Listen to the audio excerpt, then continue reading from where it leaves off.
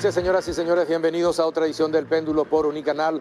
Hoy les planteamos tres temas. Tienen que ver directamente con las elecciones celebradas el domingo último. En el primer bloque, vía Zoom, nos van a acompañar el doctor Jorge Bogarín, presidente de la Justicia Electoral, y el director de Financiamiento Político de la Justicia Electoral, el doctor Cristian Ruiz Díaz. El segundo bloque nos va a acompañar el ministro del Interior, el doctor Federico González, para hablar acerca de lo que está haciendo la Fuerza de Seguridad para contener las protestas y movilizaciones del sector de Cruzada Nacional.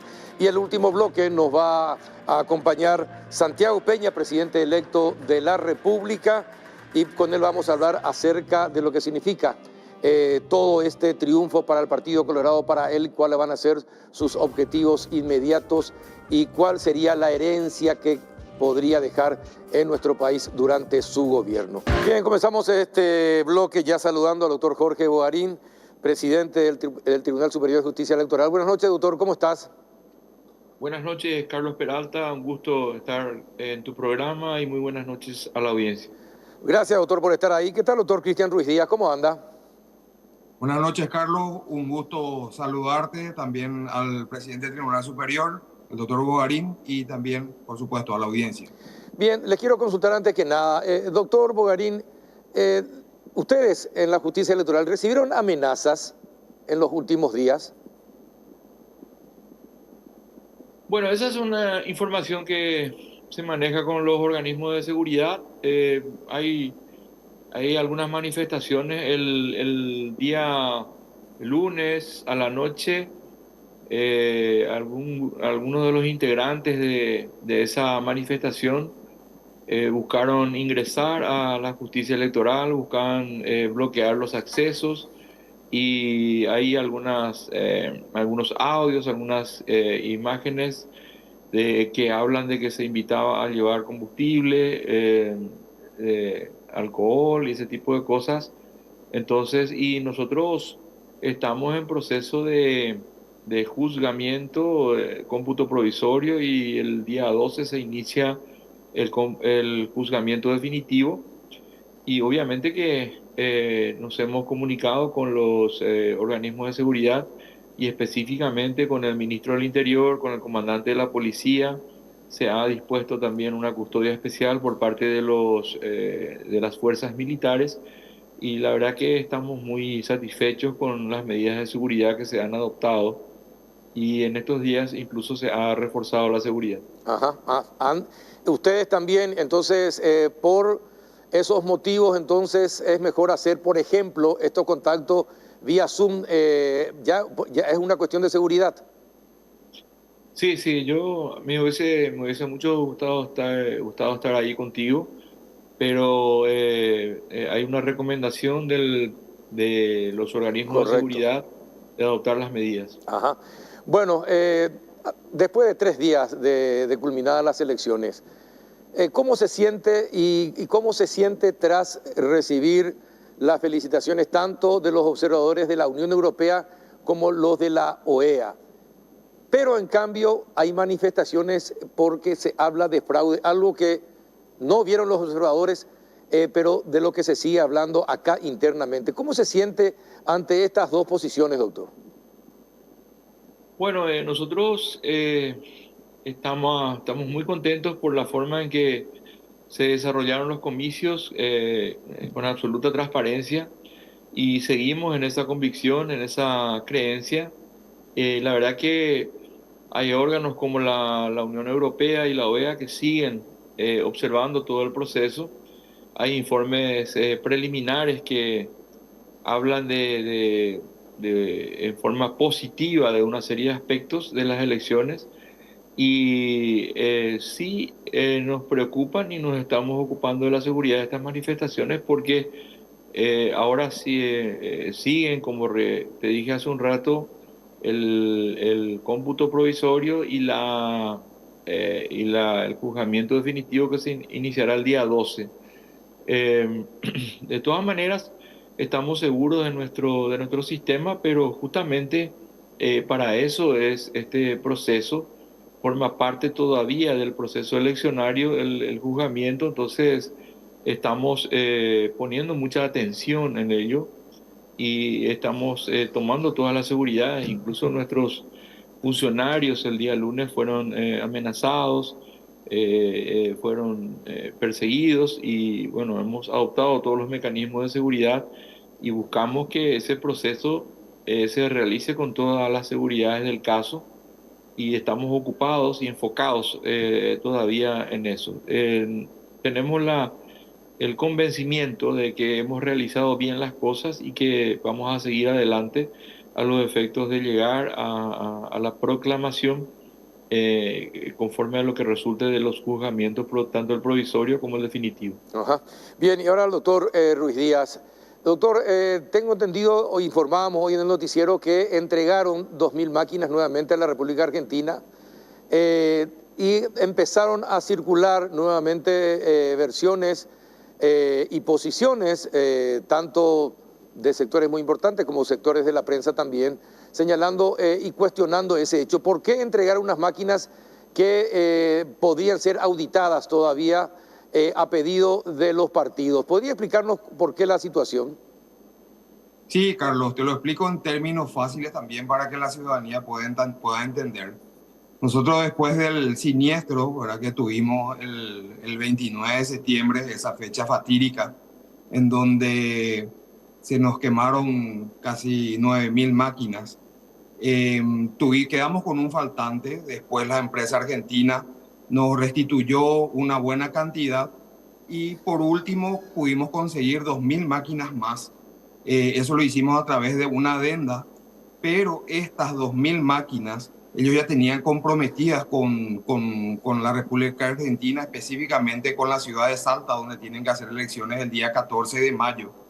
Entonces, en esa adenda y también en el contrato, nosotros nos hemos comprometido con la empresa MSA de, ni bien terminadas las elecciones, el 1 de mayo nosotros le íbamos a tener que devolver estas 2.000 máquinas para que ellos también puedan iniciar el proceso que nosotros hicimos aquí, el proceso de auditoría, de preparación, de auditoría, de realización del software. Todo lo que nosotros vinimos haciendo aquí es un proceso realmente medianamente largo. Entonces, por eso, en virtud al cumplimiento del contrato, al vencimiento del contrato y a la obligación de restitución, es que tuvimos que entregar hoy estas máquinas. No obstante, Carlos y ciudadanía, van a quedar aproximadamente 10.000 máquinas en el depósito que tenemos, ¿verdad? Y esto va a garantizar plenamente cualquier tipo de verificación que se pueda llegar a solicitar y también va a cubrir perfectamente la necesidad que tenemos para llevar adelante las elecciones municipales complementarias. Hay que recordar que el 9 de julio tenemos elecciones internas en 13 municipios y el 10 de septiembre nuevamente las elecciones municipales para llenar las vacancias que han dejado los intendentes que se han presentado, que se han postulado para cargos el día domingo. Entonces, esa es la situación, Carlos, esa es el por qué entregamos el día de hoy estas 2.000 máquinas de votación. Y de ese pacto, de ese acuerdo con la empresa argentina o con la Argentina, ¿estaban enterados de ese acuerdo los representantes de los partidos políticos acá en Paraguay? Como te dije, Carlos, esto forma parte de una adenda y todas las adendas que tenemos nosotros al contrato principal, al pliego base principal, está publicado en el portal de la DNSP, que es la Dirección Nacional de Contrataciones Públicas, y está a libre acceso de cualquier ciudadano. Bueno, Carlos, sí, doctor, le escucho. Quiero agregar allí que nosotros no ocultamos absolutamente nada. Dos cosas quiero agregar. Una que ahí no se puede, las carcasas de plástico, las que se llevaron, son eso, no tienen un sistema operativo. El software, lo que le hace funcionar a la máquina, están aquí y van a permanecer. O sea que se puede hacer cualquier tipo de revisión en cualquier momento. No hay ningún problema y como dijo Cristian, quedan cerca de 10.000 máquinas para justamente si se tiene que hacer algún tipo de revisión. Todas las personas que han venido a contactar con nosotros le hemos dicho estamos dispuestos a que esto se revise en cualquier momento. No hay ningún inconveniente para ello. Y además hemos hecho esta mañana en forma pública, le hemos convocado a las organizaciones políticas y ante todos los medios de prensa el despacho de esas maquinarias, de esas máquinas, es decir, nada se ha hecho a escondidas, nada se ha hecho en secreto, sino se ha hecho en forma pública. Ujú. Ahora, ¿en qué parte del proceso electoral estamos en este momento?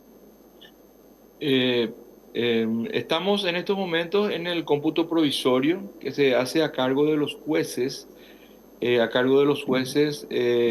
electorales de cada circunscripción. El que está haciendo el cómputo es el juez Modesto Núñez para Capital y Central, ahí en el local de la Justicia Electoral.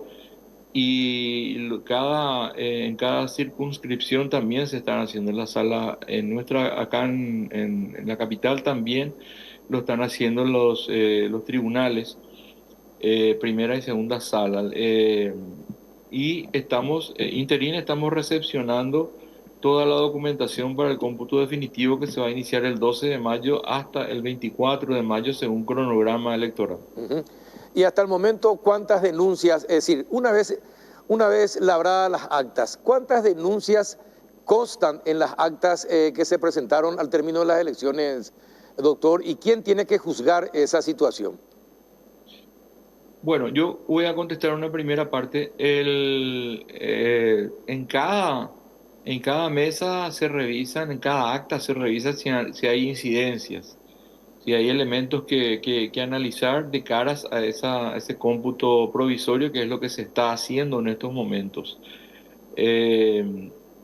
No, y eventualmente se ve si hay causales de nulidad y ese tipo de los aspectos formales. Lo que se hace es una revisión de las actas electorales. Ujú. Lo que tuvimos nosotros, una transmisión del TREP el día domingo, que transmite los cómputos provisorios y además las actas, una copia de las actas, una de las actas que es una acta para el TREP, que es la misma, debería ser la misma que las actas que vienen para ser juzgadas.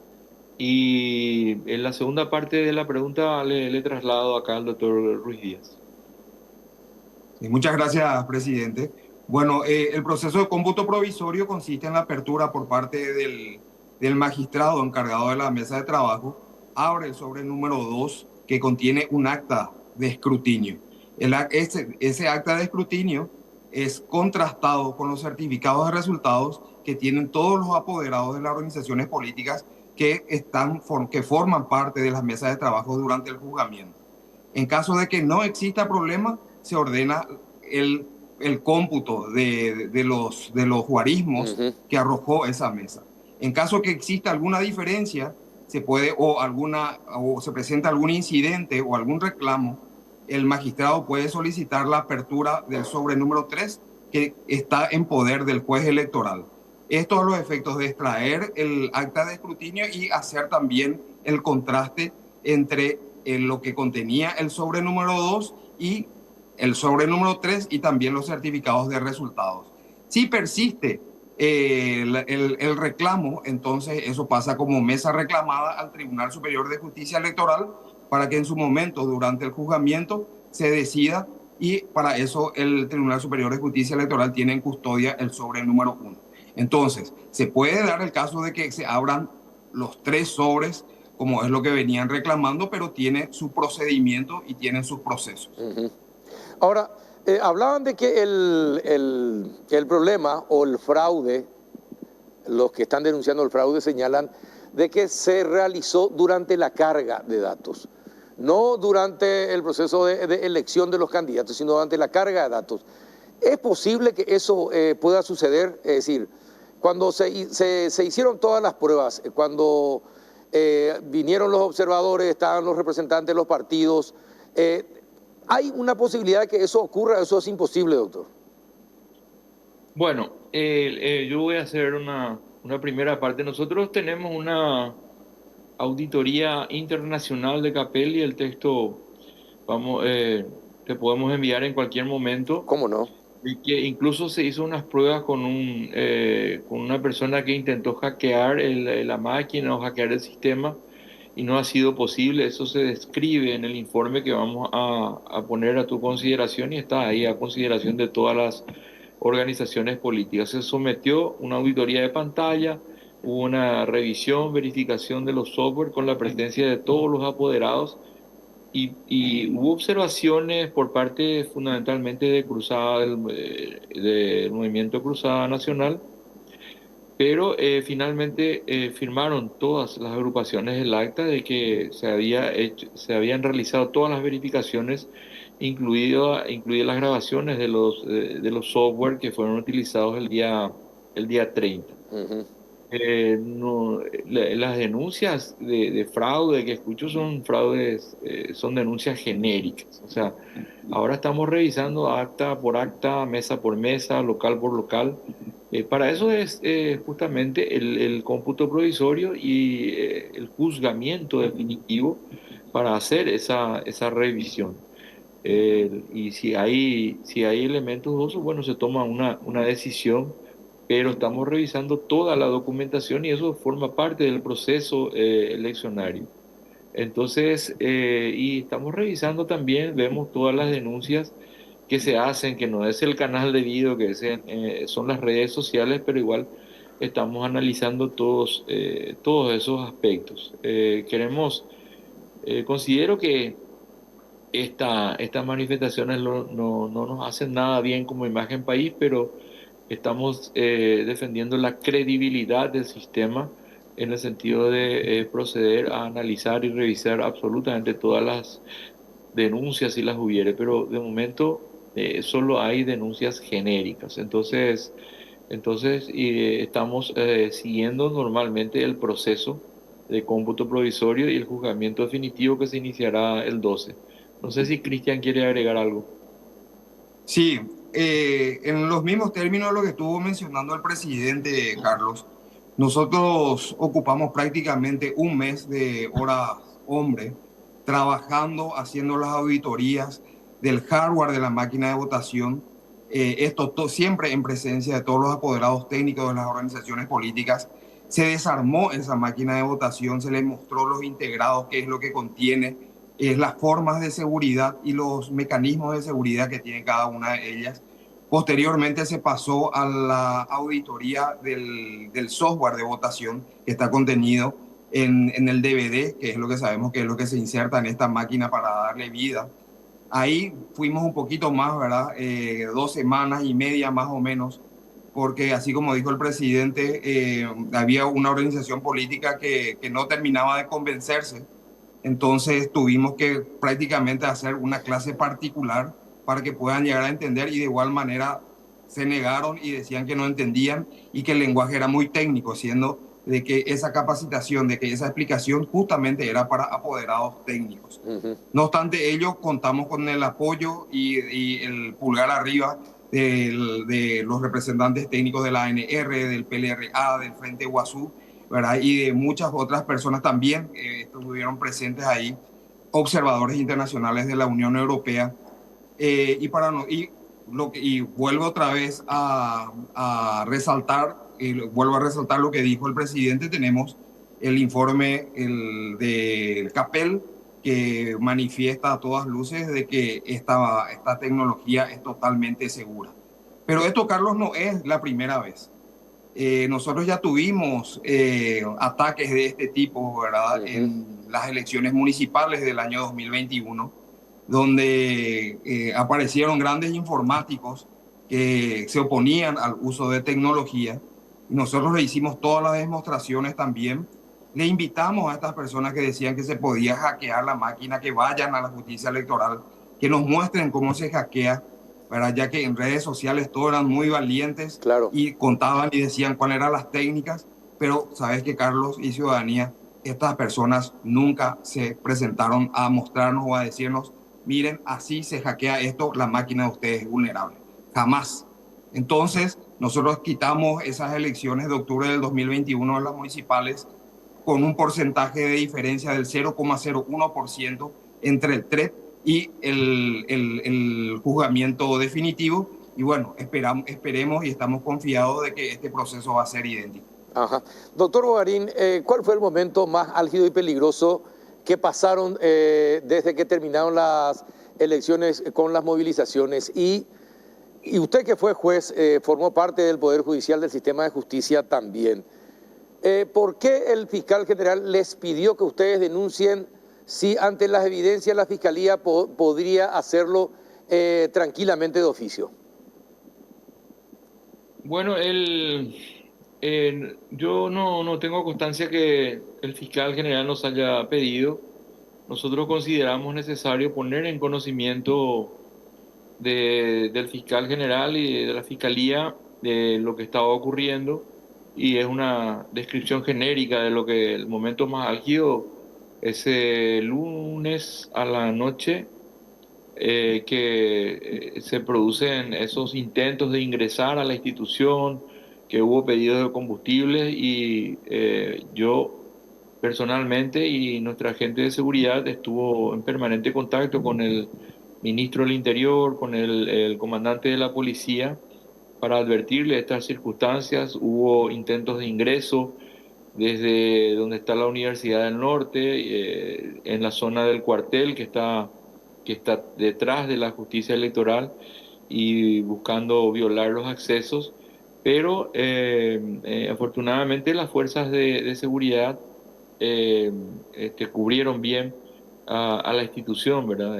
Nosotros tenemos en la imagen esa lamentable desgracia del 29 de septiembre, y estábamos custodiando, ya había llegado alguna documentación a la institución. Entonces para nosotros fue realmente un momento álgido. Y también me comuniqué con el fiscal general, el doctor Emiliano Rolón, y él me dijo, bueno, estamos alistando los fiscales, estamos preparando el equipo y estamos alertas ante lo que está ocurriendo. Entonces, un trabajo coordinado de todos los organismos de seguridad y también la Fiscalía General del Estado, eh, para buscar custodiar esa documentación, la integridad física de los integrantes, de los funcionarios que estaban todavía en la institución, y también la documentación que ya estaba. Y también teníamos que seguir recibiendo esa documentación. Eso suspendimos esa noche y se reanudó el día martes, ayer a la mañana. Ajá. Bueno, ¿y qué es lo que una vez pasadas las elecciones y con todo esto que pasó, qué se puede hacer para acelerar el proceso de votación con estas máquinas? Bueno, hay algunas estrategias que incluso vinimos hablando con los observadores. No es ningún secreto de que tenemos que tener más máquinas y bajar el número de electores por mesa a 200 electores, por una parte. Por la otra también agilizar, trabajar más todavía en divulgación, en capacitación de los ciudadanos, controlar que el voto asistido, que está regulado por ley, no se convierta en un voto inducido. También algunos ajustes en relación a la conformación de las mesas, implementar lo que se llama el voto secuencial. Es decir, nosotros vamos a hacer, con los muy buenos técnicos que tenemos en la justicia electoral, una evaluación de todo el proceso. Estas son ya algunas de las indicaciones que nos dan las misiones de observación, y obviamente vamos a trabajar sobre ellas, y ya con miras a las próximas elecciones. Y tenemos, como dijo Cristian, tenemos en puerta las elecciones complementarias de los intendentes que se han candidatado, y bueno, esas hay que llamar a elecciones allí a las personas, a las intendencias, eh, y eso va a ser ya una gimnasia para ir implementando las innovaciones dentro de lo que es este sistema. Y también hay que, bueno, esta es una observación de un técnico del Uniore, que el voto preferencial ha sorprendido un poco a los ciudadanos, y hay que trabajar sobre eso, en el sentido que si la persona no va decidida con su voto, porque había apps en todo el país, en todos los celulares. Ahí puede demorar mucho si se encuentra frente a la pantalla con 45 rostros de Ujú. senadores y 80 rostros de diputados y hace su elección ahí, lógicamente que va a demorar. Entonces hay que trabajar un poco sobre eso, ¿verdad? Yo no, todavía no hago ninguna preopinión sobre el sistema de desbloqueo o bloqueo de listas, las denominadas listas sábanas, pero es una observación de algunos de los técnicos que hay que trabajar sobre ese aspecto. Es decir, hay una serie de cuestiones que hay que ver a los efectos de agilizar y acelerar el voto de las personas, porque las largas colas y las largas demoras hacen que el ciudadano se reclame, y con razón, ¿verdad? Entonces, nosotros escuchamos todo eso y vamos a trabajar en agilizar aún Ajá. más el sistema. Ahora, por último, doctor, a ver si alguno de los dos me puede responder. ¿Cómo se habilitó a Esquivel, al famoso Mbururu? Eh, ¿Se lo habilitó antes de que la justicia interviniera con él, antes de que fuera detenido y guardara reclusión? Eh, ¿Y qué puede pasar? ¿Y quién es el que tiene que decidir finalmente si puede jurar o no como senador? Bueno, yo voy a hacer una primera parte en mi carácter de penalista.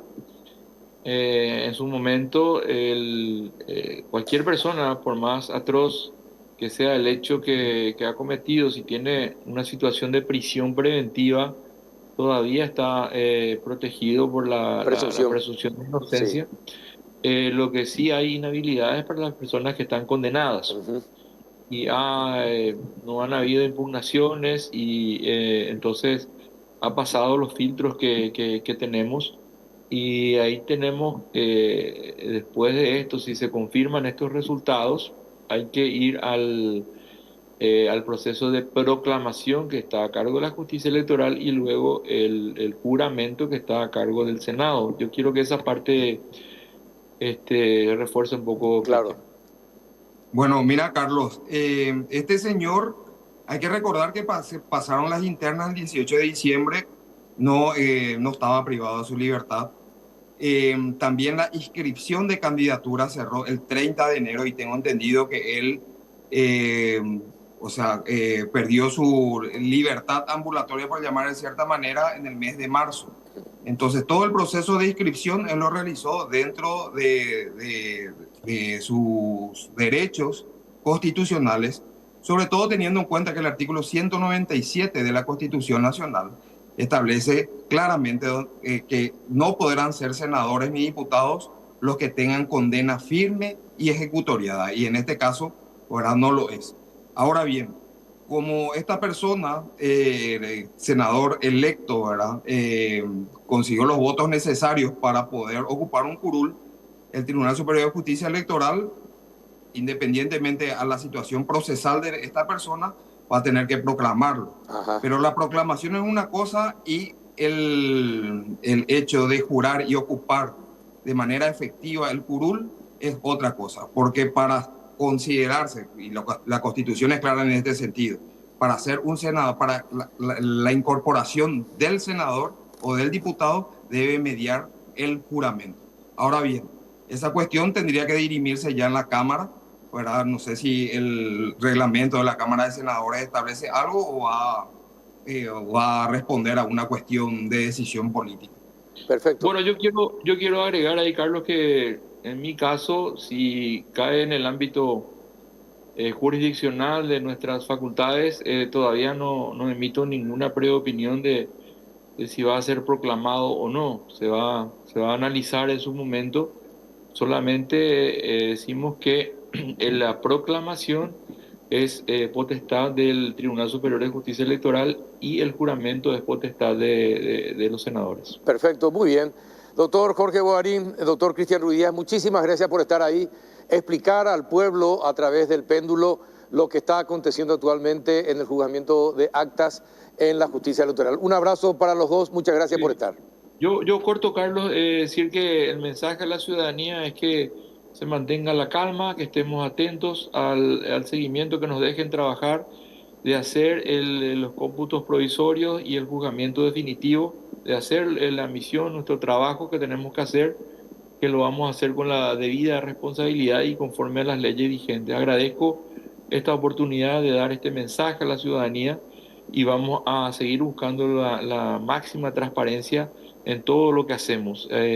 Considero que han sido unas elecciones transparentes, pero vamos a seguir los procedimientos a los efectos que la ciudadanía vea. Incluso hemos implementado que estos actos de cómputo provisional, provisorio y el juzgamiento definitivo sean transmitidos por YouTube. Hemos implementado un sistema, es decir, se está transmitiendo en directo eso para que toda la ciudadanía observe ese procedimiento. Perfecto. Agradezco este espacio y te envío un fuerte abrazo, Carlos. Igualmente, doctor, muchas gracias. A usted también, doctor Ruiz Díaz. Muchas gracias a vos, Carlos, mi respeto para la audiencia. Gracias, señor. Muchas gracias. Jorge Bogarín y Cristian Ruiz Díaz, desde la Justicia Electoral. Vamos a una breve pausa. A la vuelta estará con nosotros el ministro del Interior, el doctor Federico González. Ya volvemos. ¿Qué tal, doctor Federico González, ministro del Interior? ¿Cómo anda? Muy bien, Carlos. Un gusto acompañarte en tu programa una vez más. Contento de poder estar acá contigo. Te felicito, porque son años ya con esto, ¿no? Sí, son 15 años. Sí. Ininterrumpidos prácticamente. ¿Y el café te ayuda a no, el café sí me ayuda a aguantar. Es un café Lavazza, así que muy bien. Imposible no aguantar si uno toma café Lavazza. Gracias por darme pie a la propaganda, a la publicidad. Te levanté la pelota. Exactamente. Ministro, ¿le sorprendió esto de Cruzada Nacional? Todas estas protestas. ¿Lo esperaban? ¿No lo esperaban? ¿Le sorprendió? Empiezo de esta manera.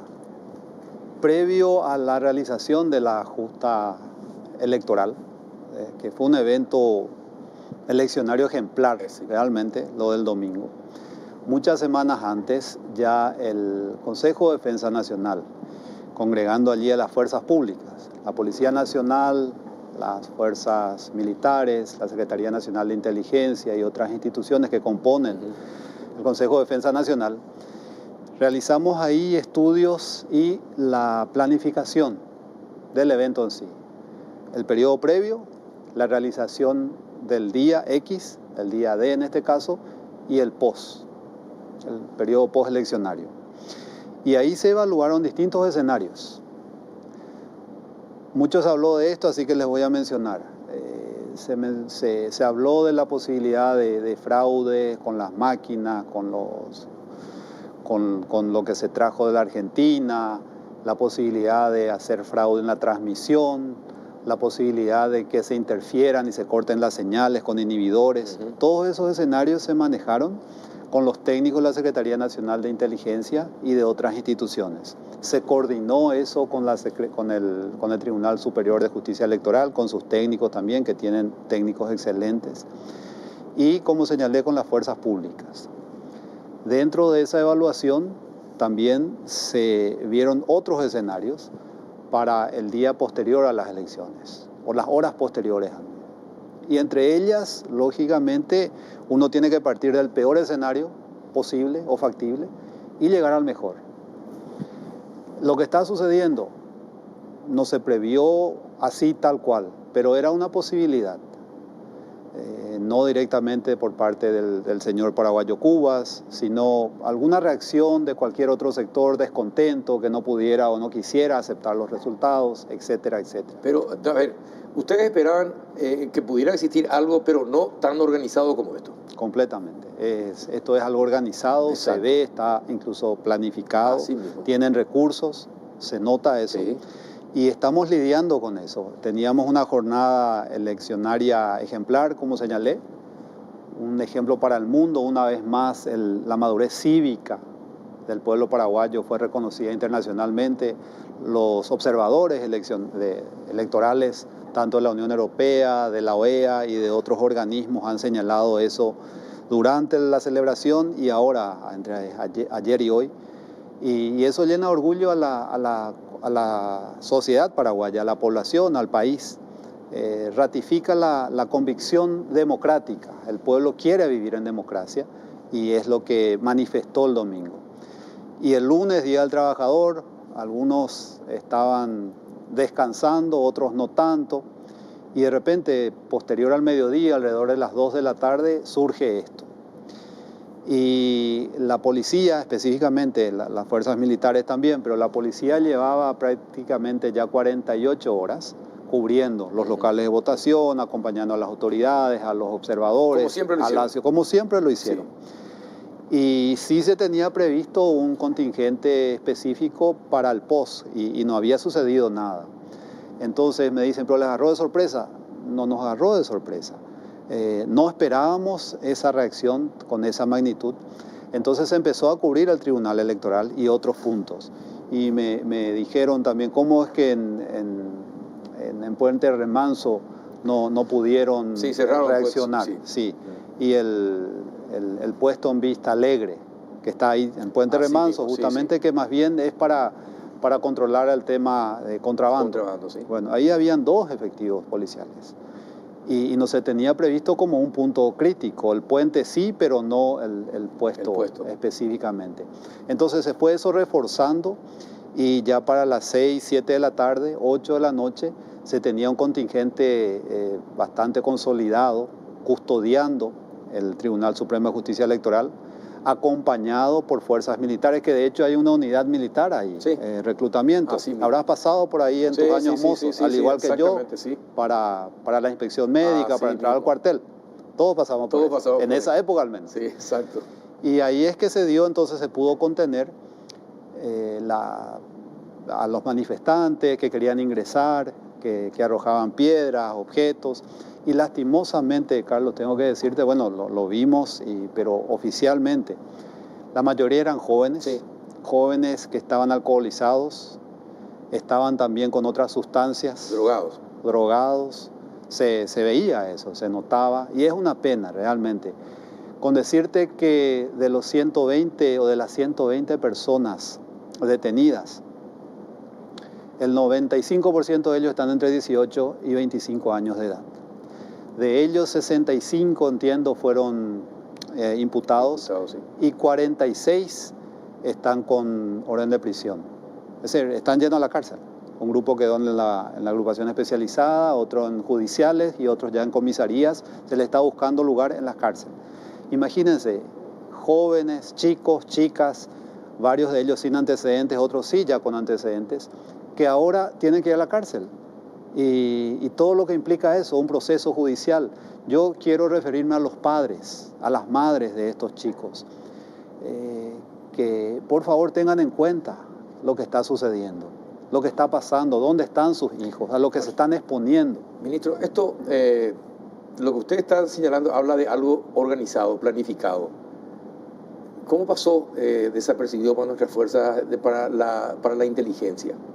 Esta situación, y cómo es posible que haya policías entre los manifestantes. En realidad hay un policía, sí, que es drogadicto. Creo que está contestada la... Sí. Hoy hablé con el comandante y me contaba que ya va a ser sacado de las fuerzas y compañía ahora. Pero también me decía el comandante que hay policías que sí están con el problema de las drogas. Lastimosamente, ¿verdad? Sí. Y bueno, y se toman las medidas que se recomiendan para el efecto. Pero, sí, claro. Pero de todas formas,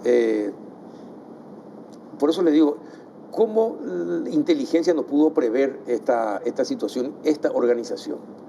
Previó desde el punto de vista de la planificación y la información que se manejaba previo al acontecimiento, previo a las elecciones. Y esto se dio de una manera, una combinación. Espontaneidad ciertamente existe. Autoconvocatoria también a través de las redes.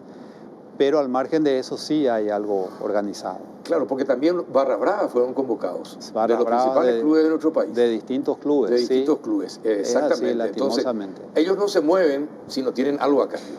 Por eso, ya habían hay participado en otro tipo de actos también frente al Congreso. Así es. Barra Brava. Sí. Entonces, ahora vuelta a ser contratados.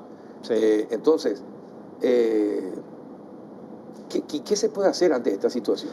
A ver, ante todo te digo, Carlos, que ya se maneja la información de dónde viene el financiamiento. Y no te lo voy a decir, así que no me preguntes. ¿Por qué me dejas así, ministro? Porque da gusto también. A veces son ustedes los que nos preguntan Es siempre. cierto, sí. Y desde las 5 de la mañana. Pero ya saben, sí, exactamente, de las 5 de la mañana te he dicho, Así cierto. Es cierto, ya saben, entonces ya saben de dónde proviene. Tenemos información de dónde está. ¿Sector político? No necesariamente. Sí, pero... ¿Nacional o internacional? Allende las fronteras. Allende las fronteras. Así es. ¿Y qué se hace con esto? Y ahí tengo que mencionar también lo siguiente. Ante todo decirle y al próximo ministro del Interior del nuevo gobierno. ¿Sabe quién va a ser? No, no sé. Pero, y a los que van a ser en el futuro también, más adelante, no es fácil ser ministro del Interior. No es fácil tener que estar al frente de la lucha contra la delincuencia, el crimen organizado, y saber que uno no es el comandante de la policía, en primer lugar. Sí trabaja con la policía y diseña la política de seguridad nacional, interna. Pero es la policía, es el comandante de la policía el que lleva adelante su institución y ejecuta esa política. Y sobre esa base, uno sabe que eliminar la criminalidad es prácticamente tarea imposible. No, eso es imposible. De que el hombre es hombre, existe, lastimosamente. Ahora, reducir los índices de criminalidad, como de hecho se hace, pero no se percibe, y eso uno tiene que ser consciente. Si no se percibe eso y el ciudadano se siente inseguro, el ministro del Interior es el responsable. Y uno sabe eso. Y sabe también que su presupuesto, y le adelanto al próximo ministro del Interior, es de 10 millones de dólares. El presupuesto del órgano encargado de la seguridad interna del Estado. Para todo el año, 10 millones de dólares. Para todo el año es 10 millones de dólares. Y con eso uno tiene que producir resultados, tiene que dar respuestas, tiene que atender todas las llamadas a las 2 de la mañana, a las 3 de la mañana, por polución sonora, por robo, por intento de asalto, etcétera, etcétera, etcétera. Y tiene que estar consciente de esa responsabilidad. Y tiene que saber que necesita 400 patrulleras y no tiene recursos para comprar una. Y tiene que saber que necesita 500 armas y no tiene recursos para comprar 10. Sin embargo, esto no es excusa. Uno tiene que producir resultados. Por eso le digo que no es fácil. Y en ese mismo sentido... buen dato lo que me está contando, porque eso es algo que tiene que atender el próximo gobierno. Porque sí, la seguridad es algo vital. Es fundamental, claro. Es uno de los 3 pilares fundamentales de la sociedad. La seguridad. Una de las razones de ser del Estado. Así es. Entonces, y uno sabe también que está observado permanentemente, internamente desde nuestro país e internacionalmente. Los organismos de derechos humanos tienen la lupa permanentemente en la Policía Nacional, la Fuerza de Seguridad y el Ministro del Interior, lógicamente. Entonces uno es consciente de que va a ser acusado de flojo permanentemente. Hay un sector que pide garrote, guacha, de entrada. Y otro que dice, ojo, ¿para qué ir lejos?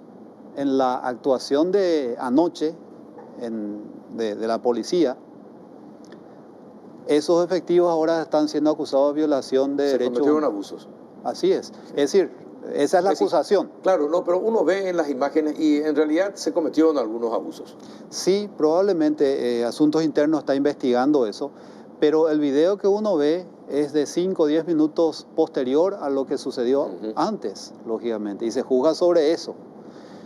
Entonces, no es fácil realmente desde todo punto de vista actuar con firmeza como tiene que ser, como lo hacemos, pero ante todo soy diplomático, como bien sabes, Carlos. Mi herramienta fundamental como profesional de la diplomacia es la negociación, el diálogo. Y ahí es que siempre tratamos de buscar el equilibrio entre dos artículos fundamentales de jerarquía constitucional. En primer lugar, cualquiera de los dos puede ser primero, pero me refiero a uno de ellos, primeramente, y es el derecho a manifestarse.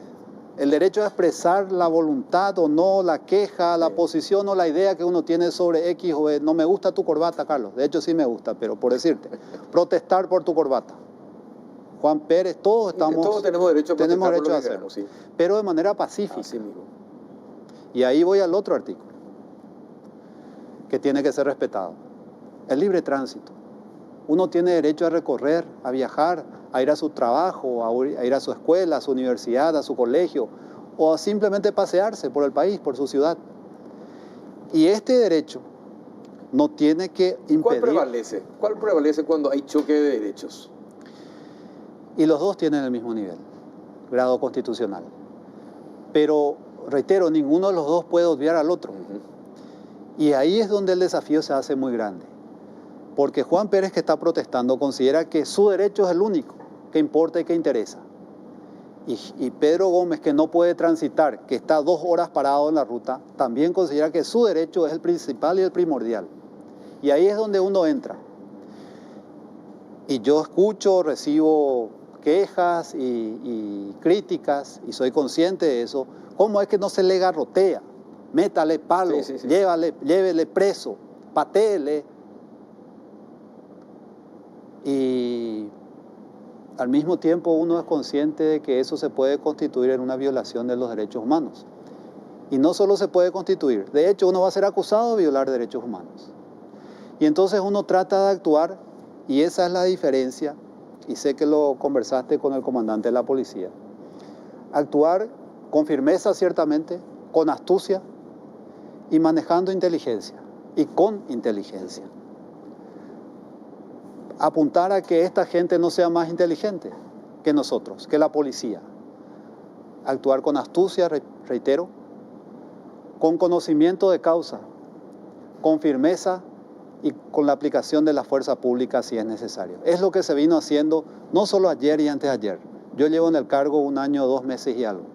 Desde el primer día, con los camioneros, con los campesinos, con los indígenas, con los gremialistas, con los sindicalistas. Y en este caso también. Yo lo invito al señor Paraguayo Cubas a que vaya a mi oficina, a donde quiera. ¿Usted no intentó hablar con él? Sí. ¿Le atendió? Hasta ahora no. Entonces, públicamente, lo invito, que vaya, lo voy a recibir. Si bien es un poco mayor que yo, lo recuerdo de la facultad, y que presente las pruebas que tiene o que lleve ahí. Y yo mismo lo voy a acompañar al Tribunal Supremo de Justicia Electoral. Estuvieron hace unos minutos el presidente y el señor Cristian, y hasta ahora no hay una sola presentación de una denuncia de fraude específicamente. Que lo van a recibir ahí, yo lo voy a acompañar, va a poder entrar. Pero de esa manera, pacífica, civilizada. De otra manera, no va a ser posible.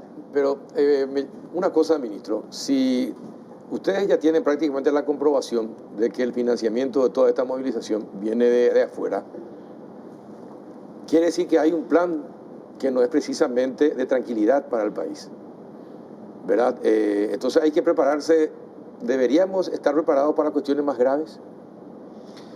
Yo estoy muy confiado en que no va a ser así, y por eso vuelvo a lo que estaba señalando. De esta manera pacífica, civilizada, ordenada, el señor Paraguayo Cubas no va a tener ningún problema.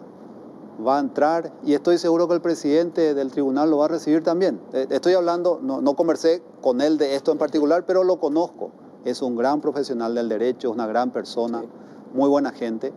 Estoy seguro que no va a tener problema de recibirlo y que presente sus denuncias, sus quejas, sus protestas, pero de manera pacífica. De otra manera no se lo vamos a permitir. Y que quede claro, Carlos, no se lo vamos a permitir. ¿Y qué significa no se lo vamos a permitir? Diálogo, negociación, que es lo que estoy ofreciendo. Uso de la fuerza pública, de ser necesario. Categórico. Categórico. Ajá.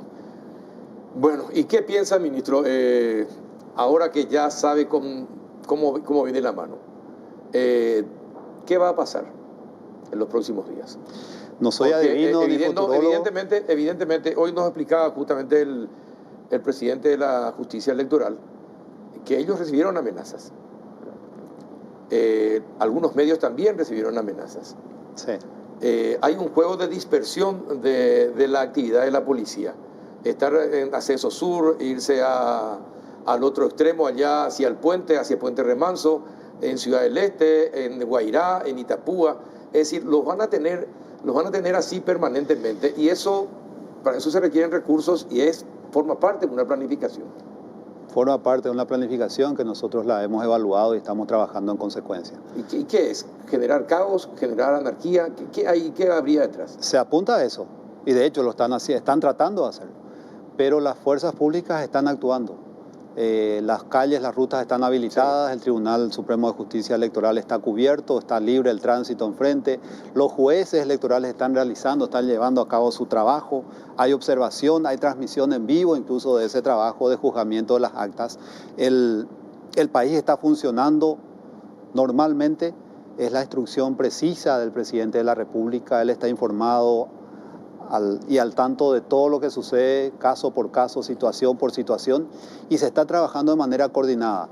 Fuerzas públicas integradas por la Policía Nacional, las fuerzas militares, el Ministerio Público que está haciendo un trabajo realmente excelente, los fiscales intervinientes, y junto con los jueces y los ministros del Tribunal Supremo de Justicia Electoral. Hay un trabajo coordinado, no vamos a permitir que esto suceda, que ese plan se ejecute, lo estamos parando, lo vamos a parar y están siendo sometidos a la justicia. Te doy otro dato más. Tenemos la identidad concreta y específica de todos los que están operando en las redes, lanzando amenazas, diciendo ir aquí, ir allá. Tenemos todo, la Fiscalía lo tiene, probablemente mañana haya otros detenidos, imputados sobre esa base. Y me refiero a ellos una vez más y a sus padres. Tengan en cuenta lo que están haciendo sus hijos. Están arriesgando el futuro, sus vidas, por una cuestión así que no tiene sentido, que es ilegal, que no tiene sustento, que no conduce a nada. Están presos, están imputados, van a continuar en las cárceles. ¿Y qué ganan con eso? Pierden muchísimo. Entonces yo hago un llamado a la cordura, a la sensatez, a Paraguayo Cuba, a su gente, que piense lo que está haciendo. El Paraguay no necesita esto, el Paraguay necesita tranquilidad, necesita paz. Queremos seguir trabajando, todos, cada uno en lo que hacemos, de manera pacífica, para poder llevar adelante este país que tanto queremos. Entonces, es un mensaje que envío una vez más, lo estoy haciendo en distintos medios y desde los primeros días que empezó esto. El Paraguay no necesita esto, el Paraguay no puede aceptar esto y el gobierno no lo va a tolerar. Perfecto, ministro. Muchísimas gracias por haber venido, por acompañarnos, por contarnos. Nos dio una primicia. La financiación viene del exterior. Probablemente. Probablemente, perfecto. Gracias, ministro. Muchísimas gracias por haber venido. A la vuelta de la pausa estaremos en compañía del presidente electo Santiago Peña. Ya volvemos. Muy bien, y mientras esperamos la presencia de Santiago Peña acá en nuestros estudios, queremos comentarle algo que realmente es muy significativo, cómo funciona la justicia en otro país, como en Colombia, por ejemplo. Va a cumplirse un año del asesinato del doctor Pecci. A menos de un año, días antes de celebrarse un año, o cumplirse un año, mal dicho celebrarse, cumplirse un año del asesinato del doctor Marcelo Pecci, ya los primeros implicados en el tema fueron condenados a 25 años de prisión. Así que quiero compartir con ustedes lo que dice el doctor Francisco Bernate, abogado de la familia Pecci en Colombia, sobre esta condena a 25 años de prisión para los hermanos Pérez Hoyos. Escúchenlo bien. Durante una audiencia reservada en el Juzgado Cuarto de Cartagena, en Colombia, los hermanos Andrés Felipe y Ramón Emilio Pérez Hoyos fueron condenados a 306,9 meses de prisión, es decir, más de 25 años, como estructuradores y financiadores del crimen del exfiscal antidrogas Marcelo Pecci. El fallo no fue apelado, por lo que quedará firme. En el día de hoy, el Juzgado Cuarto Penal del Circuito con Funciones de Conocimiento de Cartagena ha condenado a los hermanos Ramón y Andrés Pérez Hoyos a una condena de 306,9 meses de prisión, lo que equivale a más de 25 años en la cárcel a estos confesos financiadores y estructuradores del crimen del fiscal Marcelo Daniel Pecci Albertini. No queda más que reconocer el trabajo de la Fiscalía General de la Nación de nuestro país y señalar que lo que sigue ahora es el juicio de Margaret Chacón, lo que tenga que ver en Venezuela con el señor Salinas y por supuesto que continúen las investigaciones para dar con los responsables de estos hechos. un reconocimiento a la justicia colombiana y por supuesto un saludo solidario a todo el pueblo paraguayo. De acuerdo con los datos que manejan los investigadores colombianos, los hermanos Pérez Hoyos fueron quienes planearon, pagaron y contrataron a los autores materiales del asesinato del fiscal paraguayo Pecci en Colombia, ocurrido el pasado 10 de mayo del año 2022. Para el hecho, habrían ofrecido 1.500 millones de pesos colombianos y fueron imputados por los delitos de homicidio agravado y porte de armas en calidad de coautores. Y justamente por este caso de Marcelo Pecci, 2 procesados más aguardan también su condena en Colombia. Realmente ellos fueron los responsables de los aspectos logísticos que fortalecieron y organizaron el esquema criminal que derivó en el asesinato de nuestro colega Marcelo Pecci. Ellos serían las personas que realizaron todas las contrataciones de los responsables de la ejecución material del crimen de Marcelo. Ellos habían pagado así como 1.500 pesos colombianos, ¿verdad, doctor? Y eso se distribuyó al resto como para ejecutar el asesinato. Sí, así mismo, más unos 100.000 pesos que estaban considerados como elementos de gastos del crimen en paralelo a los 1.500.000 pesos a los que hace mención. Ese es el dinero que habrían recibido ellos para organizar el crimen de Marcelo. Bien, eso es lo que decía el doctor Manuel Doldán, también fiscal de Asuntos Internacionales, sobre este tema. Y mientras tanto, el abogado de la familia, el doctor Francisco Bernate, señaló que la justicia colombiana tiene la legislación abierta a premiar la delación que permita encontrar al autor intelectual de un crimen como el que costó la vida a Marcelo Pecci.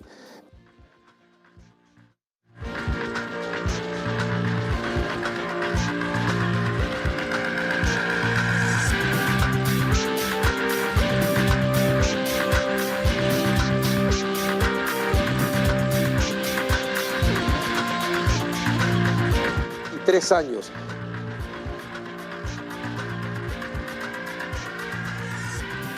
Reclutadores, sicarios.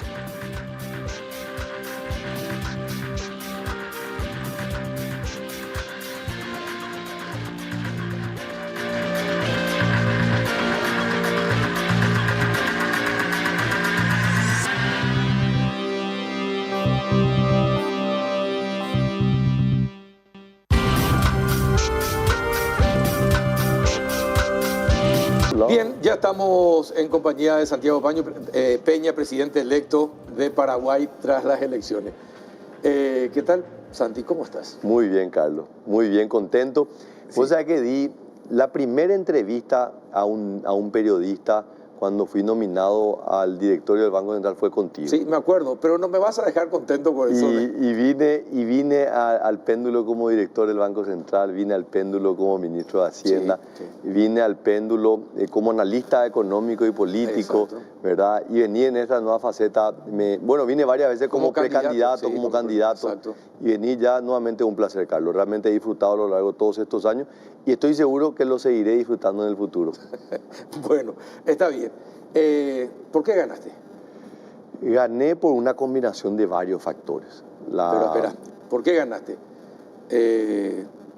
Atacaron al partido Sí. a través de su presidente, dejaron sin financiación al partido para las elecciones, solamente en los últimos días se pudieron tener los fondos, sufriste también el asedio permanente de diferentes sectores, ¿y cómo ganaste? Mantener el foco en el objetivo, no responder a los ataques, mantenerme fiel a lo que yo creía. Es que lo que yo creo que hay un Paraguay mejor. Y ese Paraguay no se construye con odio, con ataque, sino con propuestas. Y te cambio la pregunta. ¿Por qué perdió entonces la Concertación y por qué surge una nueva fuerza? Prácticamente de la nada. Creo que la oposición hizo una implosión. Explotó hacia adentro, dentro de la oposición. Creo que el Partido Colorado ha sido el único capaz de entender los cambios que están ocurriendo en la sociedad paraguaya. Yo soy un reflejo de eso. Yo estuve afiliado a otro partido político, yo no tengo una larga militancia, pero entendía que hoy el Paraguay lo que necesita es propuestas, es cambio, es tener una persona idónea, honesta, competente, que pueda estar al mando del gobierno. Así que creo que eso también, de alguna manera, tengo que darle el mérito a una agrupación política que yo digo que es centenaria e inmortal.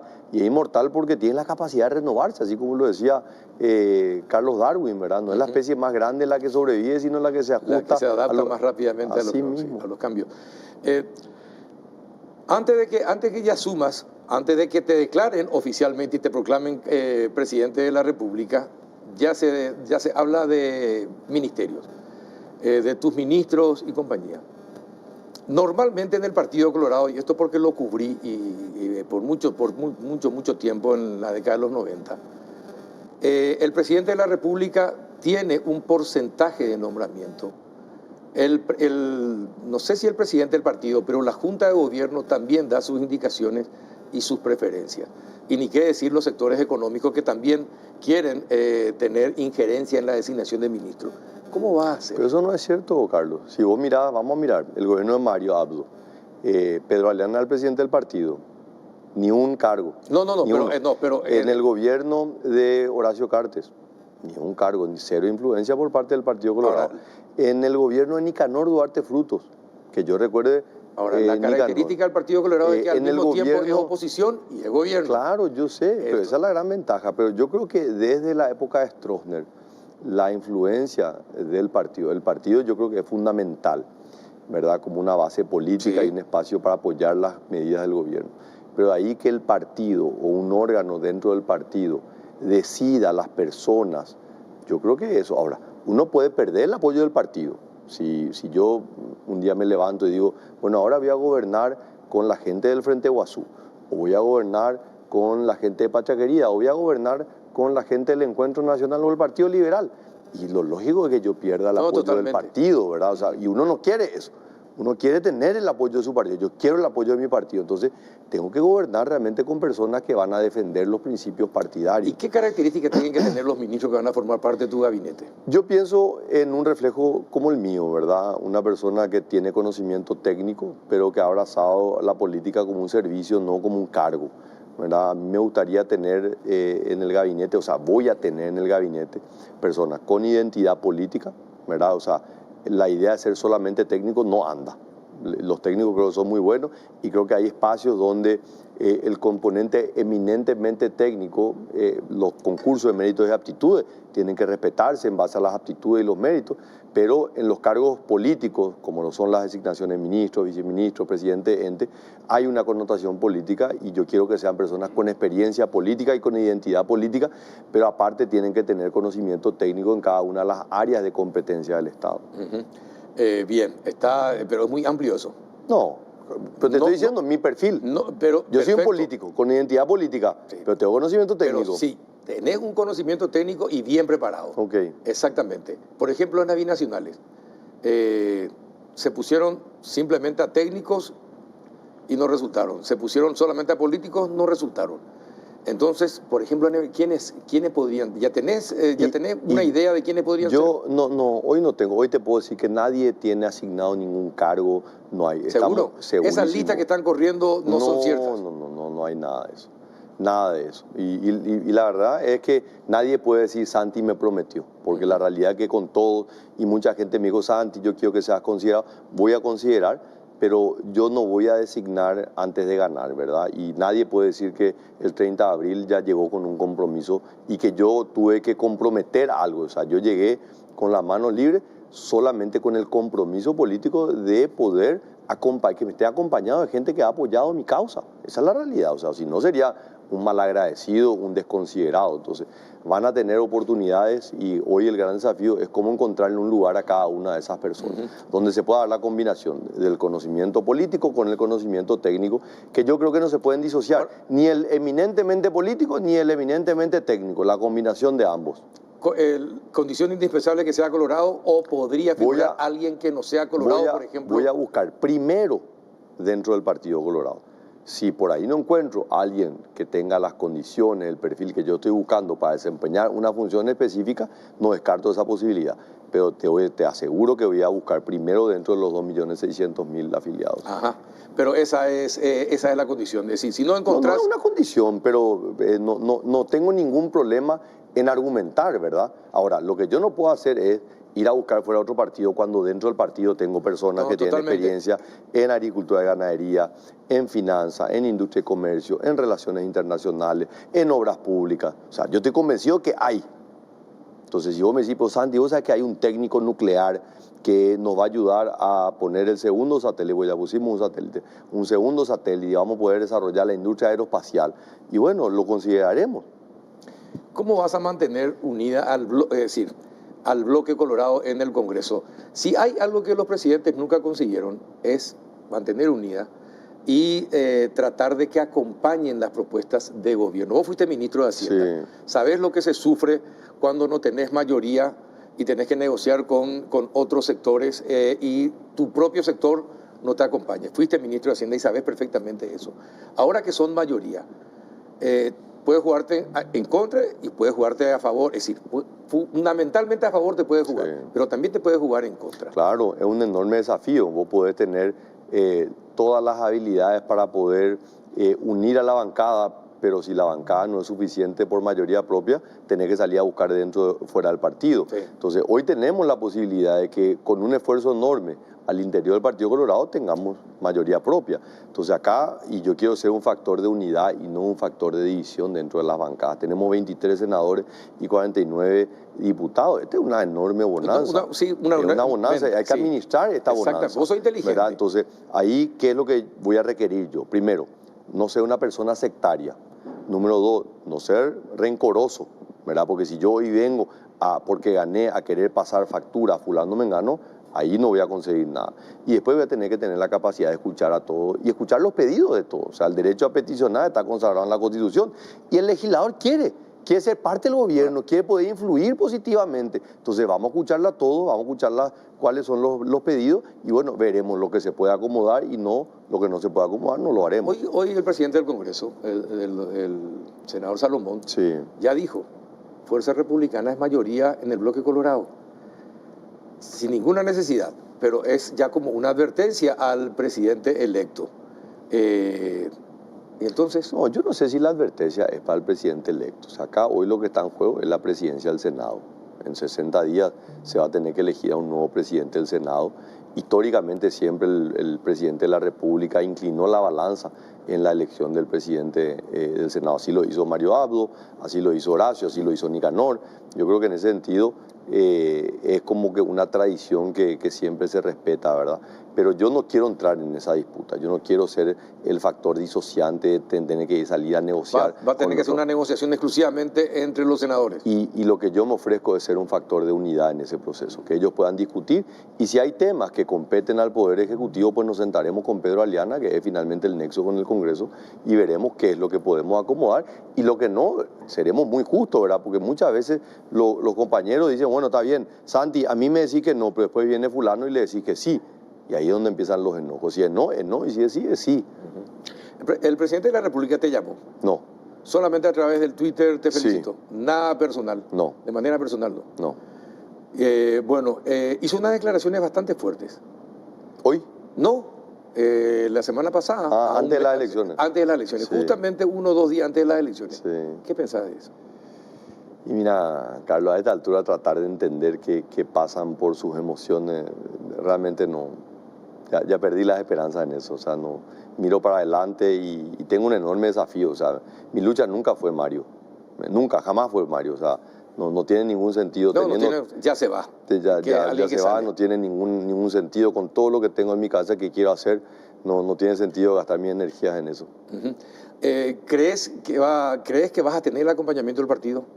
Voy a trabajar del partido, de los movimientos del partido. Voy a trabajar con mucha paciencia y mucha dedicación para tener el apoyo de todos los movimientos, de mantener a los colorados unidos. Tenemos 15 departamentos, tenemos mayoría en ambas cámaras del Congreso. Esta es una gran oportunidad. Si nosotros no sabemos valorarla y aprovecharla, quiere decir que no entendemos realmente de la democracia y de la política.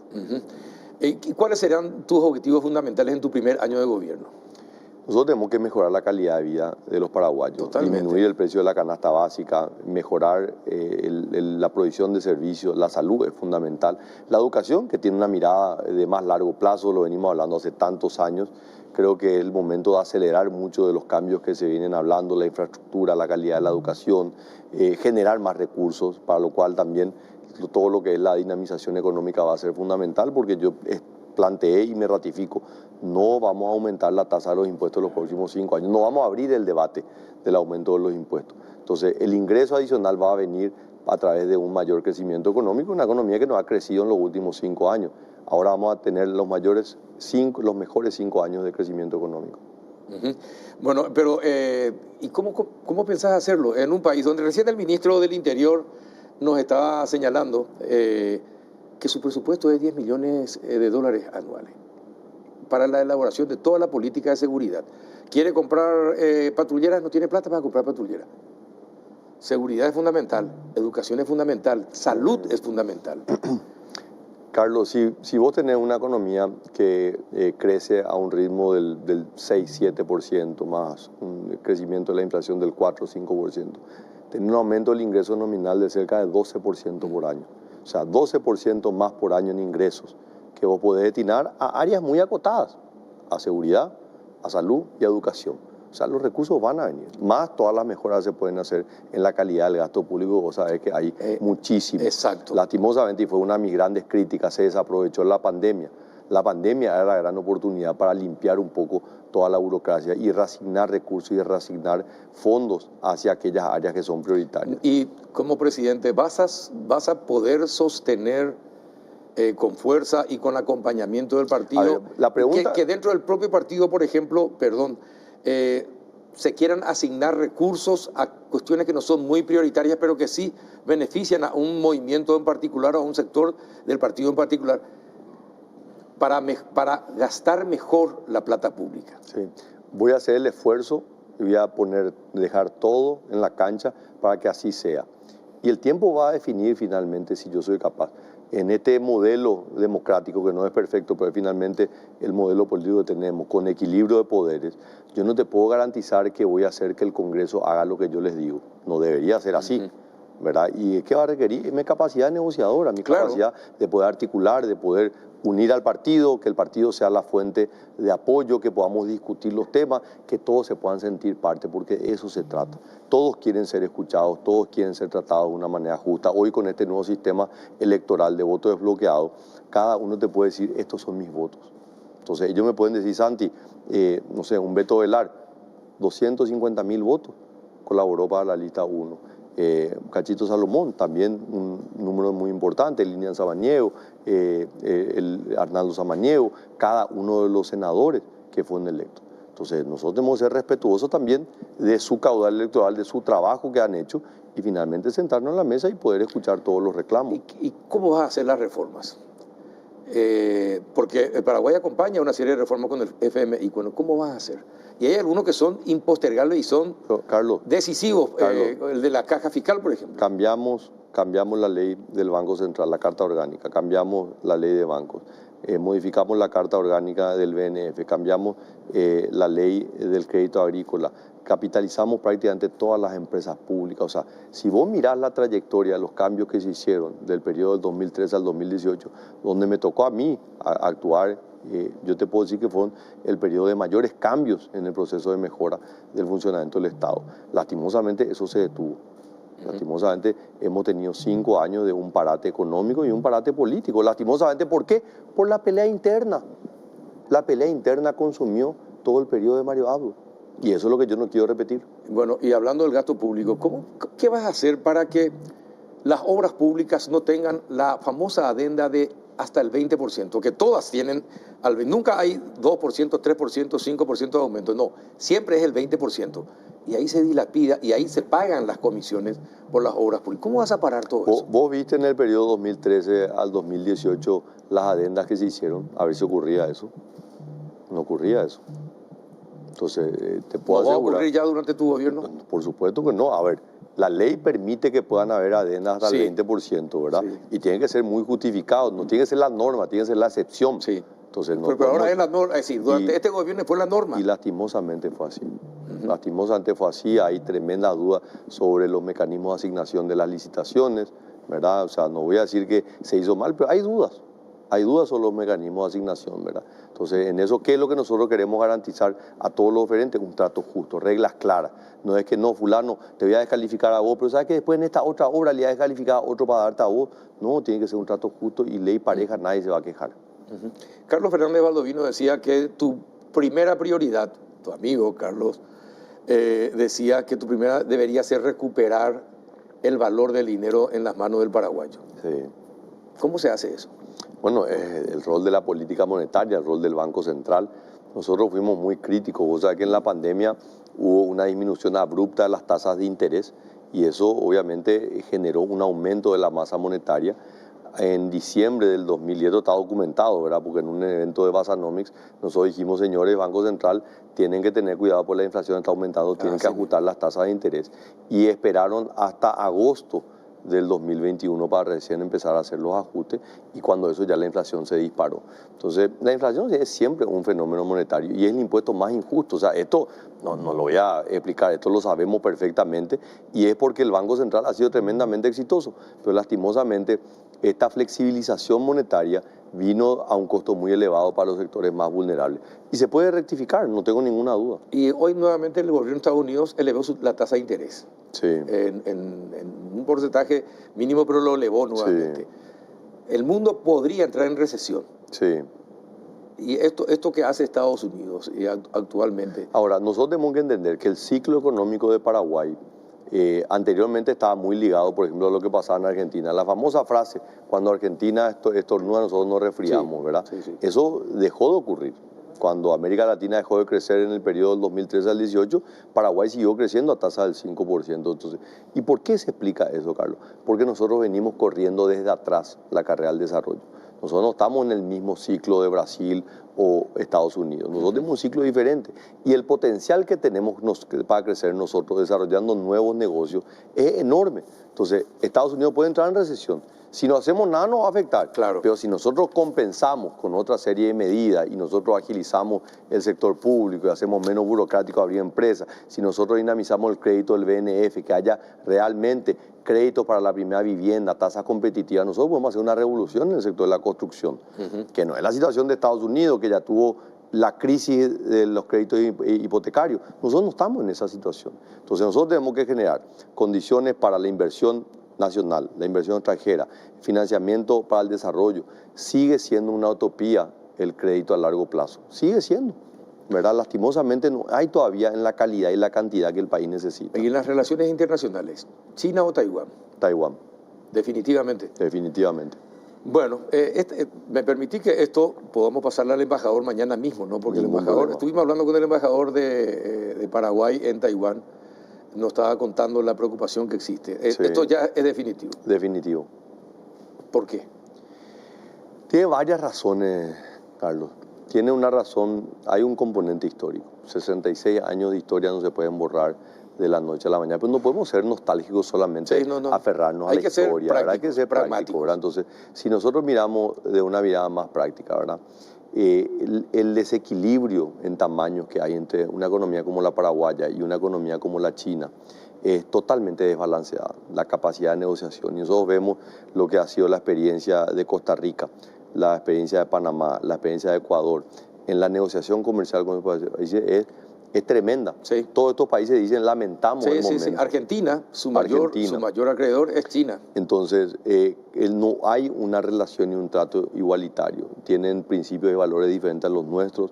Los contratos no son realmente de fiel cumplimiento. Vos podés hacer un envío y están en el medio del océano y te dicen, te voy a devolver esto. No, ¿qué hago con esto? Porque los tamaños y los pedidos son al nivel de China. Entonces no tenés un mercado sustituto. Entonces Paraguay no debería tener la dependencia de un mercado. El Paraguay tiene que integrarse al mundo.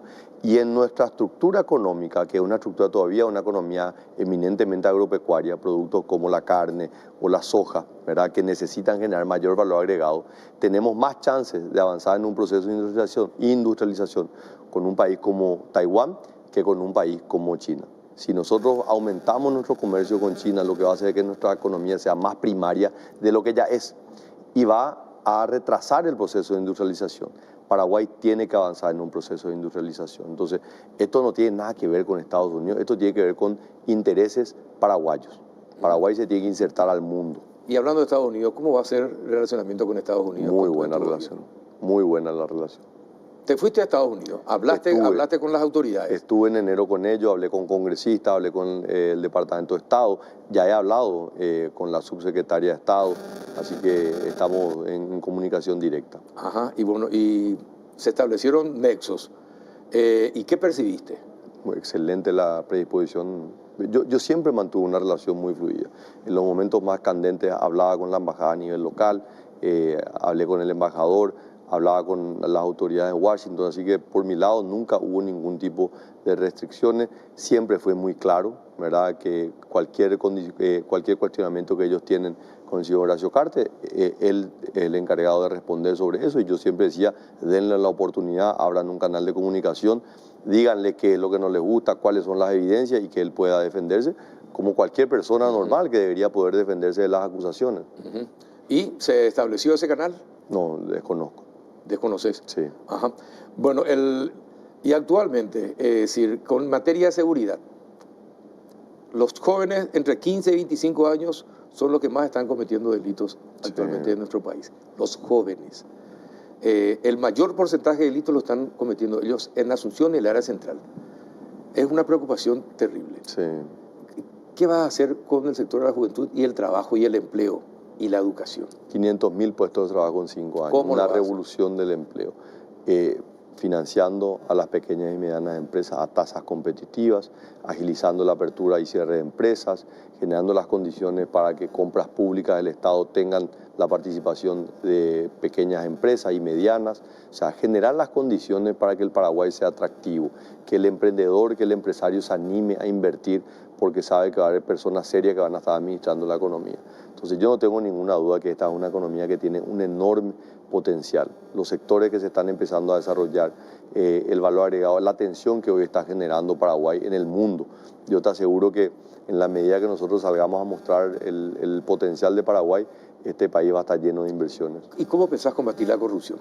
Que es uno de nuestros cánceres acá en Paraguay, que no nos permite crecer ni desarrollar. Y son, a ver, primero que nada, implacable contra la corrupción. O sea, nadie que esté acusado de corrupción o que esté demostrado en acto de corrupción puede estar cualquiera sea su partido. Cualquiera implacable. Y principalmente mi partido.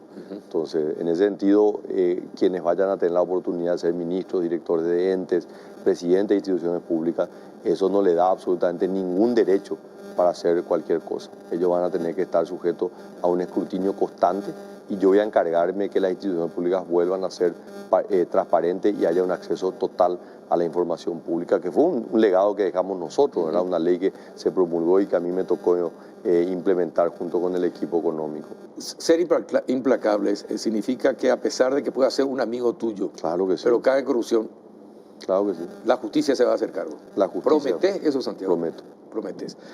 Con respecto al, volvemos al gasto público, ¿verdad? ¿Qué vas a hacer con las escuelas? Y sobre todo, ¿qué se va a hacer con la financiación de la educación? De la educación. Nosotros tenemos que blindar el presupuesto de educación. Tiene que ser una política de Estado, ya no una política de gobierno. Y a vos te consta, Carlos, ¿verdad? Uno de los desafíos de tener docentes mejor preparados es la remuneración. Los docentes tienen una remuneración que es baja. Había una ley que no se cumplía de 15 años, nosotros la empezamos a cumplir, yo la empecé a cumplir, y la gente dice, no hay plata, bueno, pues en este tema hay que hacer de algún lado, vamos a sacar los recursos, ¿verdad? Así que yo tengo la firme convicción de avanzar en ese proceso. Lastimosamente... ¿Se puede blindar así como se hizo al Ministerio de Educación, como se hizo con el BCP? Yo creo que sí. ¿Lo vas a intentar? Sí, lo voy a intentar. Lo voy a intentar, y básicamente pasa por tener personas idóneas y competentes. Yo voy a trabajar de manera directa en 3 áreas que para mí van a ser fundamentales. En el proceso de mejorar la salud, en el proceso de mejorar la educación y en todo lo que tenga que ver con la generación de empleo. De verdad que muchas veces es está atendiendo a los reclamos que tienen las empresas, ¿verdad? Muchas veces una empresa se desalienta porque hay un trámite que no sale, un trámite que se vuelve eterno, y en la medida que ellos llamen y digan, Santiago, tengo este trámite, está hace 6 meses parado, y vos llamás a preguntar y ahí se empiezan a mover las cosas, ¿verdad? Y empezar a eliminar mucha la burocracia, que es simplemente un impedimento para emprender, ¿verdad? Muchas veces esa burocracia que está preparada para crear un problema y te vende la solución. Entonces, desburocratización del Estado. Ajá. ¿Y qué vas a hacer con las empresas ineficientes? Con las que ya no sirven, con las que ya no son competitivas. Por ejemplo, Copaco. No, Copaco yo creo que tiene un rol fundamental en todo lo que es el despliegue de banda ancha. O sea, el sistema de Internet que hoy está dominado por el sector privado, obviamente el sector privado busca el lucro, pero el Estado tiene una responsabilidad. El acceso a Internet hoy ya es casi un derecho humano. Sí, Carlos, sí. Y nosotros no podemos pero pretender... si son ineficientes, ¿cómo hacerlos eficientes? Pero a ver, vos tenés que definir cuál es el rol de una política pública. El Estado no está para ganar dinero, no es el retorno económico nomás, sí. Está el retorno social también. O si no, le tendríamos que cortar la energía eléctrica a muchos sectores que reciben un subsidio, la tarifa social. Vos sabés lo que te voy a decir. Sabés que Copaco fue un fracaso para la conectividad a las escuelas. La conectividad de las escuelas paraguayas, sí. ¿Verdad? Y fue un fracaso. Entonces, en todo caso, ¿cómo volverlos más eficientes? Estándares de eficiencia, resultados. Te digo, cuando llegamos nosotros, Petropar estaba en quiebra, la INC estaba totalmente obsoleta y entramos a invertir, dejamos empresas que hoy yo quiero, después de 5 años, quiero mirar un poco la auditoría. INC también. INC, la ANDE, o sea, acá muchas veces le pedimos a la ANDE que dé resultados, pero si el Estado le pide transferencias intergubernamentales, no le paga el subsidio a los usuarios de la tarifa social, ¿cómo le podemos pedir resultados? Pues sabes que cuando nosotros llegamos, los atrasos, las deudas, los morosos en las empresas públicas, ¿quiénes eran? Las instituciones públicas. Eliminamos los atrasos, eliminamos las transferencias intergubernamentales y salimos a invertir. En estos 5 años pasó totalmente lo contrario. Entonces tenemos que darle también las herramientas para que sean eficientes, porque queremos que sean eficientes. Pero ¿cómo si no le damos las herramientas, Carlos? Y eso tenés que negociar con el Congreso y la elaboración del presupuesto. Cuando elaboras el presupuesto tenés que negociar eso y ahí te cambian todo. Vos fuiste ministro de Hacienda y sabés perfectamente. Pero el tema, lo de la transferencia intergubernamental, el tema del subsidio a la tarifa social o las inversiones no es una discusión en el Congreso. O sea, es una decisión del Poder Ejecutivo. Del Poder Ejecutivo. Sí. Ahora, ¿y qué vas a hacer con el anexo C? Pues es que pienso de la siguiente manera. El 13 de agosto se van a celebrar 50 años de la firma del tratado. Y para mí es una fecha histórica que solamente me hace admirar a quienes pensaron en eso hace más de 50 años. Y yo quisiera que dentro de 50 años piensen de la misma manera de nosotros, de los paraguayos, que nos animamos a soñar, que dentro de 50 años puedan decir Paraguay es el país más desarrollado del mundo con los mejores niveles de eficiencia y de equidad. Y eso fue gracias a que paraguayos y brasileños se sentaron y se imaginaron y negociaron. Eso es lo que quiero. Obviamente eso me va a llevar a que la política no puede ser una política rentista, a ver cuánto me da. Exacto. Tiene que ser mucho más amplia, tenemos que ser mucho más creativos, imaginarnos a soñar como soñaron en construir la represa que después de 50 años sigue siendo la mayor productora de energía limpia y renovable del mundo. O sea, yo no sé si vos te fuiste, pero yo me fui a la represa, entré adentro y hay un lugar donde está el lecho del río, las piedras, y uno mira hacia arriba y realmente es impresionante. Carlos. Y vos decís, ¿cómo ingenieros, arquitectos, abogados se imaginaron eso? Desde escribir el tratado a ejecutar. ¿Y el objetivo del tratado cuál era? Construir una represa y pagarlo en 50 años. Entonces, hoy ya no es más ese el objetivo. Ya está la represa.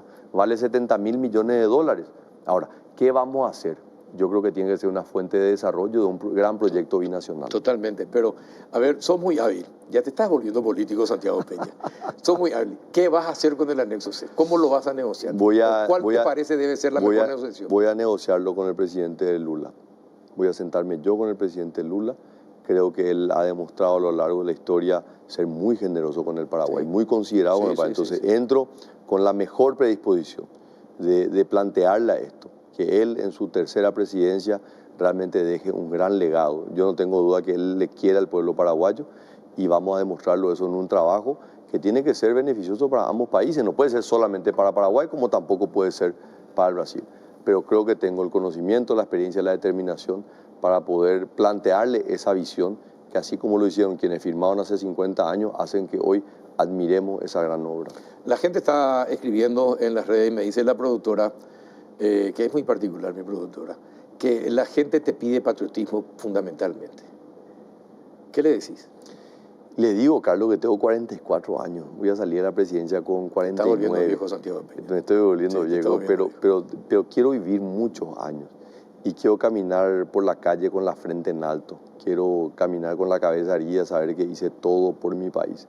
Puede que a muchos no les guste lo que vaya a hacer. Ninguno somos monedita de oro para que todos nos quieran. Yo ya superé esa parte, acepto la crítica, escucho la crítica, pero te garantizo que voy a dar todo de mí para que los paraguayos se sientan orgullosos y nos animemos a soñar que el Paraguay es un país que está destinado a un destino de grandeza.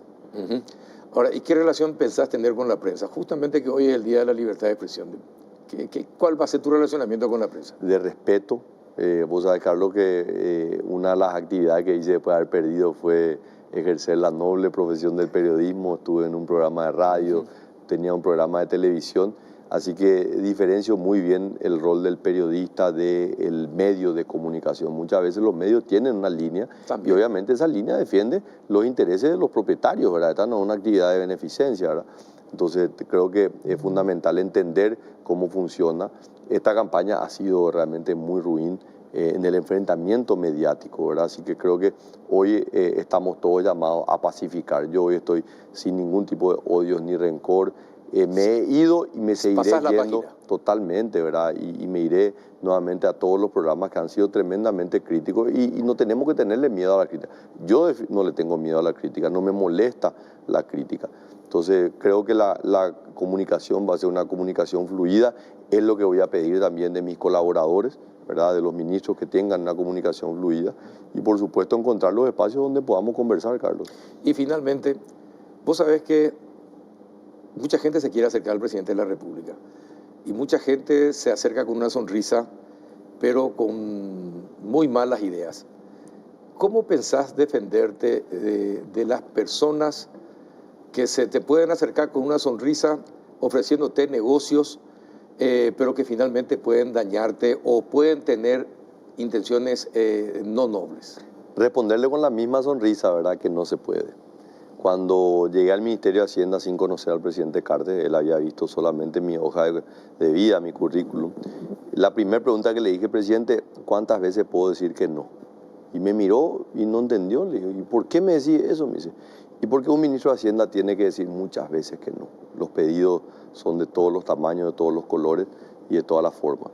Y hay que saber decir que no. Y yo sé decir que no, presidente, pero necesito saber si tengo el respaldo para poder decir que no. Uno quiere ser justo. Cuando es no, como te decía. No es porque si viene Carlos, que es mi amigo, olimpista, jugó conmigo, y bueno, a él le digo que sí, pero si viene Pedro, que capaz que no es mi amigo, capaz que, no sé, en el colegio me sacó la empanada en el recreo y a él le digo que no, y ahí la gente se enoja. Entonces, el derecho a peticionar está consagrado en la Constitución Nacional. Todos son libres de pedir. ¿Y cuántas veces vas a decir no? Todas las veces que sea necesario. Perfecto. Y explicaré por qué es no. Perfecto. Gracias por venir, Santi Peña. Muchas gracias, Carlos. Un placer siempre. Y la próxima vez es más puntual. Sí, bueno, tenés que llamarle. Hay un periodista yo sé todo. Ya me contaron todo acá. Ok, entonces a él tenés que llamarle. Bueno, Fernando perfecto. Del Rincón se llama. Pero de todas formas, muchas gracias por venir. Un placer. Nosotros nos despedimos así en compañía de Santiago Peña, presidente electo, pero todavía no proclamado, porque falta la proclamación de la República del Paraguay. ¿Te comprometes siempre a contactar con nosotros cuando...? Línea abierta siempre, Carlos. ¿Seguro? Sí. Muchas gracias. Hasta el próximo miércoles.